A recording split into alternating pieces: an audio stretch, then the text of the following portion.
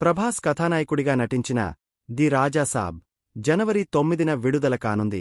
మాళవిక మోహనన్, నిధి అగర్వాల్, రిద్ది కుమార్ నాయికలుగా నటించారు. Movie climax వేరే రేంజ్లో ఉంటుందని చెప్పకనే చెబుతోంది తమన్ పోస్టు. ప్రభాస్, మారుతి కాంబినేషన్లో తెరకెక్కుతున్న ది రాజాసాబ్ సినిమా యుఎస్ వసూళ్లు అదిరిపోతున్నాయి. జనవరి 8న ఈ సినిమా ప్రీమియర్స్ ఉండబోతున్నాయి. ఇప్పటికే అక్కడ 17,500 టికెట్స్ బుక్ అయ్యాయి. దాదాపు $5 లక్షల ఈ సినిమా వసూలు చేసింది. రిలీజ్ నాటికి 1 మిలియన్ క్రాస్ అవుతుందని దర్శక నిర్మాతలు నమ్ముతున్నారు. కోలీవుడ్లో దళపతి ఎఫెక్ట్ ప్రభాస్ రాజాసాబ్ సినిమాపై స్పష్టంగా కనిపించడం ఇప్పుడు హాట్ టాపిక్ అవుతోంది. ఎన్నో అంచనాల మధ్య జనవరి 9న రిలీజ్ అవుతున్న రాజాసాబ్కు అదే రోజు రిలీజ్ అవుతున్న జననాయగన్ కారణంగా చెన్నైలో ఒక్క థియేటర్ కూడా దొరకని పరిస్థితి ఏర్పడింది.